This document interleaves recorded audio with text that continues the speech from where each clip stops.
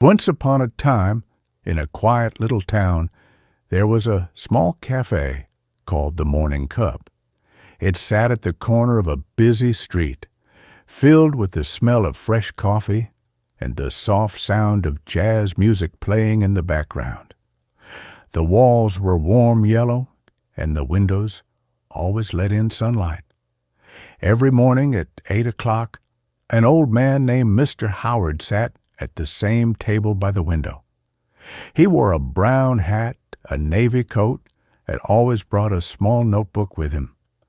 He didn't say much to the staff, but he smiled kindly at everyone who passed by. One day, a young man named Rami walked in. He looked tired, worn down. He had messy hair, an old backpack, and clothes that hadn't been washed in days. He had just lost his job, no money, no direction. He ordered the cheapest coffee on the menu and sat in the corner. He didn't know that day would change his life. Mr. Howard noticed him. After a few minutes, the old man stood up, walked over, and asked, "Mind if I join you?" Rami looked up, surprised. Sure." Mr. Howard sat down and smiled. "First time I walked in here, I was broke too." Rami raised his eyebrows. "You?" The old man nodded. "Lost my company, lost my family for a while too, but I found something better." Rami didn't say anything. Mr. Howard pulled out his notebook and tapped it with a finger. "This? It's not a diary. It's my book of regrets." That caught Rami's attention. "What do you mean?" Mr. Howard leaned back. "Every day I write down something I wish I'd done differently. Then I try to turn it into advice for someone younger." Rami sipped his coffee. "You don't even know me," he said.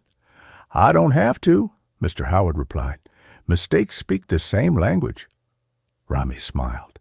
The first time in weeks. The next day, Rami came back, and the next, and the next. Every morning, Mr. Howard shared a new story from his past.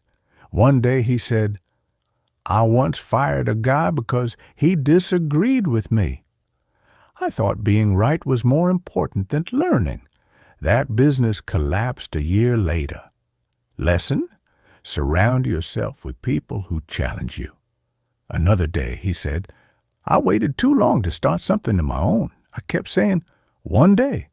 But 1 day never comes unless you chase it."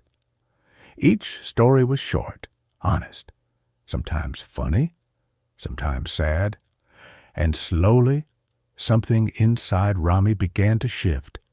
He started writing in his own notebook, not regrets, but ideas. He thought about what he loved, what he was good at. He had always enjoyed fixing things, bikes, phones, even broken chairs. And one morning, as the cafe filled with the usual morning noise, he asked Mr. Howard, "What if I start my own service? Fixing things, house to house. Nothing big, just me and my tools." Mr. Howard smiled.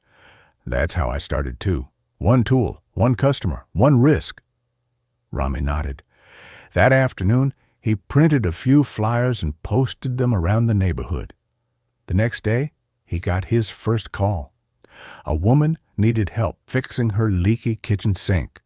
It wasn't easy, but he did it, and she paid him with cash and a smile.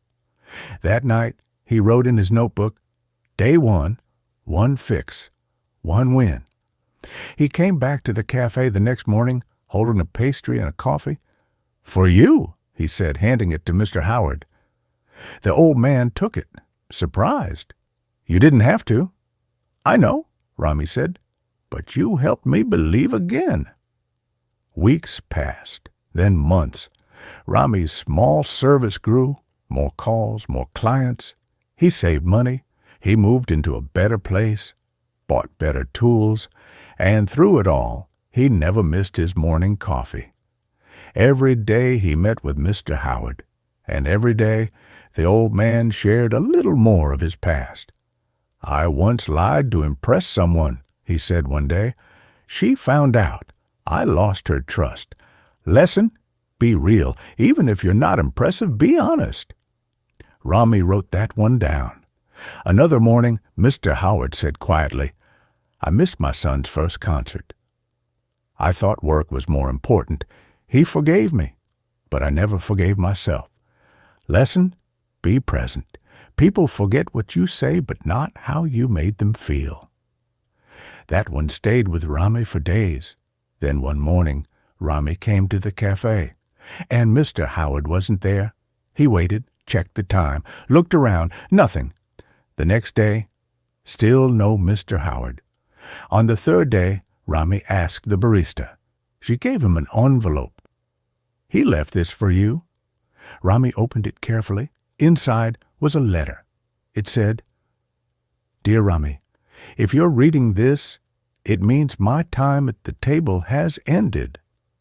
But I want you to know something.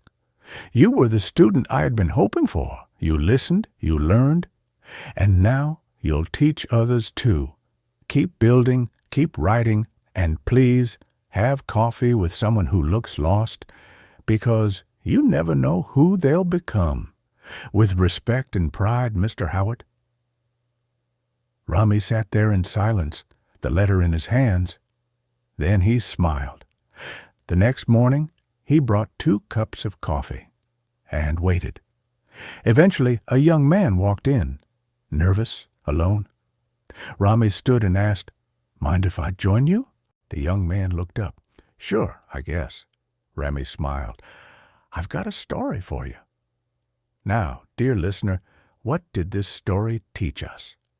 It taught us that wisdom doesn't always come from books or schools.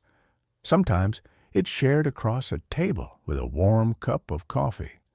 That the right words at the right time can build a future, and that we grow stronger when we turn lessons into kindness for others. If this story touched your heart or helped you learn English today, please like, share, subscribe to our channel. English Kumu, the teacher of English language. And remember, the next time you sit alone at a cafe, look around.